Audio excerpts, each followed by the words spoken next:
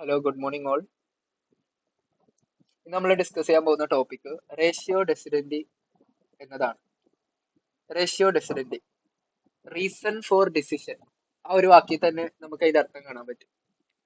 Okay, നമുക്ക് ഓരോ topic പഠിക്കുമ്പോഴും ഏറ്റവും എളുപ്പകരമാവുന്ന ഒരു സിറ്റുവേഷൻ എന്ന് പറയുന്നത് നമുക്ക് ആ ടോപ്പിക്കിന്റെ വാക്കിൽ തന്നെ ആ ഒരു ടോപ്പിക്ക് ഡിസ്കസ് ചെയ്യാൻ പോകുന്ന അർത്ഥം മുഴുവനായിട്ട് മെൻഷൻ ചെയ്തിട്ടുണ്ടാവും. ഇപ്പൊ റൂൾ ഓഫ് ലോ പഠിച്ചപ്പോഴാണെങ്കിലും സെപ്പറേഷൻ ഓഫ് പവേഴ്സ് പഠിച്ചപ്പോഴാണെങ്കിലും ഇതിനു മുമ്പ് പഠിപ്പിച്ച എല്ലാ ടോപ്പിക്കിലും ആ ഒരു ലിറ്ററലി അതിന്റെ മീനിങ് അവിടെ കൊടുത്തിട്ടുണ്ട്. റേഷ്യോ ഡെസിഡന്റ്, ഇവിടെയും ലിറ്ററലി ഇതിന്റെ മീനിങ് അവിടെ കൊടുത്തിട്ടുണ്ട്.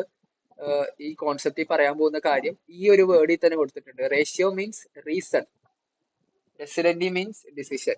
ഒരു കോടതി ഒരു ഡിസിഷനിലോട്ട് എത്താനുള്ള റീസൺസ് ഇല്ലേ, അതിനാണ് റേഷ്യോ ഡെസിഡന്റ് എന്ന് പറയുന്നത്. ഉദാഹരണത്തിന്, ഞാനൊരു ഹൈക്കോടതി ജഡ്ജാണെന്ന് വിചാരിക്കാം. എന്റെ മുമ്പിൽ ഒരു കേസ് വന്നു, മർഡർ കേസാണ്. മർഡർ കേസാണെന്ന് പറഞ്ഞിട്ടാണ് വന്നത്. പക്ഷേ ഞാൻ ആ കേസിന്റെ ഫാക്റ്റും ഇഷ്യൂസും റീസണിങ് ഒക്കെ പരിശോധിച്ച് നോക്കിയപ്പോൾ ഇന്ന കാരണങ്ങളാൽ അത് മർഡർ അല്ല, അത് പ്രൈവറ്റ് ഡിഫൻസ് ആയിരുന്നു. ഈ കൊലപാതകം നടത്തിയ വ്യക്തിയെ ഇങ്ങോട്ട് ഉപദ്രവിക്കാൻ വന്നപ്പോഴാണ് ആ വ്യക്തി തിരിച്ചുപദ്രവിച്ചത്. ഇന്ന തെളിവുകളുണ്ട്. അപ്പോ ഇന്ന റീസൺസ് ഉള്ളത് കൊണ്ട് ഈ വ്യക്തി നടത്തിയത് മർഡർ അല്ല, ഈ വ്യക്തി നടത്തിയത് പ്രൈവറ്റ് ഡിഫൻസ് ആണ്, അതുകൊണ്ട് മർഡറിന്റെ പേരിൽ കമ്മിറ്റ് ചെയ്യാൻ പറ്റൂല. അപ്പൊ ഇതാണ് റേഷ്യോ ഡെസിഡന്റ്, റീസൺ ഫോർ ഡിസൈഡിങ്. ഒരു ജഡ്ജ് തന്റെ ജഡ്ജ്മെന്റിലോട്ട് എത്തുന്നതിന്റെ റീസൺസ് എന്തൊക്കെയാണോ അതിനെയാണ് റേഷ്യോ ഡെസിഡന്റ് എന്ന് പറയുന്നത്. Ratio decidendi literally means reason for deciding.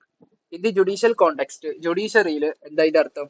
It is the reason which is cited for arriving at a decision. ഒരു ജഡ്ജ് ഒരു ഡിസിഷനിലോട്ട് എത്തുമ്പോൾ ആ എത്തുന്നതിന് മുന്നേ ഇന്ന കാരണങ്ങളാൽ ഇന്ന ഫാക്ടുകൾ നടന്നതുകൊണ്ട്, ഇന്ന സാഹചര്യങ്ങൾ ആയതുകൊണ്ട്, ഇന്ന റൂൾസ് ഇവിടെ അപ്ലൈ ചെയ്യുന്നത് കൊണ്ട്, ഇന്ന ലോസിന്റെ ആപ്ലിക്കബിലിറ്റി ഇവിടെ ഉള്ളത് കൊണ്ട് ഹി ഈസ് ഇന്നസെന്റ്. കോടതി ഒരു ജഡ്ജ്മെന്റ് എഴുതുന്നതിന്റെ ആ റീസൺസ് ഇല്ലേ, ഇന്നത്, അതിനെയാണ് റേഷ്യോ ഡെസിഡന്റ് എന്ന് പറയുന്നത്. Such a reason is not the law. അതൊരു ലോ ആയിരിക്കില്ല. That is getting attracted in the contemporary case, but it is necessary notion which helps the court arrive at a particular decision. In the case of B Shyamrao versus Uttar Pradesh Union Territory of Pondicherry, it was observed that any of the decisions of a court which is binding as a precedent is not because of the end result or the order of that decision, but passed on the reasons.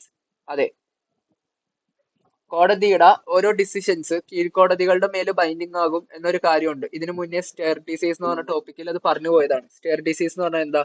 ഒരു higher കോടതി പറയുന്ന ഒരു തീരുമാനം lower കോടതിക്ക് ബാധകമാണ് എന്ന concept ആണ് stair disease. അപ്പൊ സ്റ്റെയർ ഡിസീസിൽ അങ്ങനെ ഒരു കോൺസെപ്റ്റ് ഉണ്ടാവുന്നതിന്റെ ആ ഒരു കാരണം, അതായത് ഹയർ കോടതിയുടെ ഡിസിഷൻ ലോവർ കോടതി ഫോളോ ചെയ്യണം എന്ന് പറയുന്നത് ഹയർ കോടതിയുടെ ഡിസിഷൻ എന്നതിന്റെ പേരിലല്ല. ജസ്റ്റ് ഒരു ഡിസിഷൻ അതായിപ്പോയി എന്നത് അത് ഫോളോ ചെയ്യണം എന്നല്ല, ആ റീസൺസ് ഫോളോ ചെയ്യണം എന്നാണ് അവിടെ പറയുന്നത്. Or the other of the that decision but based on the reasons and principles referred to in such a decision. ഇന്ന കാരണങ്ങളാൽ ഇന്ന കേസിൽ ഞാൻ ഇന്നത് വിധിക്കുന്നു. ഓക്കെ, അപ്പോ ആ വിധിയല്ല അടുത്ത കേസിൽ ഫോളോ ചെയ്യേണ്ടത്. അതിന് സിമിലർ ആയിട്ടുള്ള, ഇപ്പൊ ഉദാഹരണത്തിന് ഞാനും ബാദുഷയും തമ്മിൽ ഒരു പ്രശ്നം ഉണ്ടായി. ബാദുഷ എന്നെ അടിക്കാൻ വന്നപ്പോ ഞാൻ തിരിച്ചു ചവിട്ടി, ബാദുഷ മരിച്ചുപോയി. ബാദുഷ എന്തോ ഡിസീസ് ഉള്ള ആളായിരുന്നു, പക്ഷെ എനിക്ക് അറിയില്ലായിരുന്നു. ഞാൻ ചവിട്ടിയപ്പോ ബാദുഷ മരിച്ചു. ഇൻ ദിസ് കേസ് എനിക്ക് പ്രൈവറ്റ് ഡിഫൻസ് കിട്ടും. അപ്പോ ഇവിടെ കോടതിയിൽ പറയാൻ പോകുന്നത്, കോടതി ഇങ്ങനെ ഇരിക്കും: മിസ്റ്റർ കമറിനെ ചവിട്ടാൻ വന്ന ബാദുഷ, മിസ്റ്റർ കമർ തിരിച്ചു ചവിട്ടിയപ്പോ എന്ത് പറ്റി? ബാദുഷക്ക് എന്തോ ഇൽനെസ് ഉള്ള ആളായിരുന്നു, പക്ഷെ അത് കമറിനെ അറിയില്ലായിരുന്നു, പക്ഷെ ബാദുഷ മരിച്ചുപോയി. അപ്പൊ ഇവിടെ കമറിന് മെൻസറിയ ഇല്ല, മെന്റൽ ഇന്റൻഷൻ ഇല്ല, ഇന്ന റീസൺസ് കൊണ്ട് പ്രൈവറ്റ് ഡിഫൻസിന് അണ്ടറിൽ വരുന്നതാണ്. അതുകൊണ്ട് മിസ്റ്റർ കമർ ഹാസ്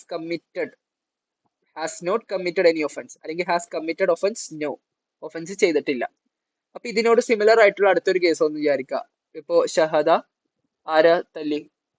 റാനിയെ തല്ലി. ഷഹദ റാനിയെ അടിച്ചു. അപ്പൊ റാനിയെ തിരിച്ചടിച്ചപ്പോ ഷഹദ മരിച്ചുപോയി. അപ്പോ ഈ കേസ് കോടതി വരുമ്പോ ഇതിന്റെ പ്രീവിയസ്ലി ഇതുപോലത്തെ ഒരു കേസ് നടന്നിട്ടുണ്ട്. ഏതാണ്? കമർ വേഴ്സസ് ബാദുഷ. അവിടെ ഇങ്ങനത്തെ ഒരു കേസ് നടന്നിട്ടുണ്ടായിരുന്നു. അപ്പൊ കോടതി ഇത് നോക്കും, റേഷ്യോ ഡെസിഡന്റ് നോക്കും. പഴയ കാര്യങ്ങളിൽ, അതായത് ഇതിനു മുമ്പ് നടന്ന ഈ കമർ വേഴ്സസ് ബാദുഷന്റെ അകത്ത് കോടതി റീസണിങ് ചെയ്തത്, ബാദുഷനെ കമർ കൊന്നപ്പോഴും കോടതി എന്ത് ചെയ്തു? കമറിനെ വെറുതെ വിട്ടു. കാരണം ഇന്നത് കൊണ്ടാണ് ബാദുഷയെ വെറുതെ വിട്ടത്. കോടതി കുറെ റീസൺസ് പറഞ്ഞിട്ടുണ്ടാവും. ഈ റീസൺസ് രണ്ടാമത്തെ കേസിനകത്തും ഉണ്ടോ എന്ന് നോക്കും. ഉണ്ടെങ്കിൽ രണ്ടാമത്തെ കേസിലും ഫസ്റ്റ് എന്റെ കേസിൽ എന്താണോ ഡിസിഷൻ പറഞ്ഞത്, ഞാൻ ഇന്നസെന്റ് ആണെന്നാണല്ലോ പറഞ്ഞത്, അതേ ഡിസിഷൻ ഇവിടെ കൊടുക്കും. അതായത് Rania in this instance innocent ആണ് because of this reason as mention in the previous judgment. അപ്പോ നേരത്തെ കേസിന്റെ ഫാക്റ്റും രണ്ടാമത്തെ കേസിലെ ഫാക്റ്റും ഒരുപോലെ ആയിക്കഴിഞ്ഞാൽ നേരത്തെ കേസിൽ കോടതി റീസണിങ് ചെയ്തിട്ടുള്ള അതേ കാര്യങ്ങൾ ഇവിടെയും സെയിം ആയിട്ട് റീസണിങ് ചെയ്യും.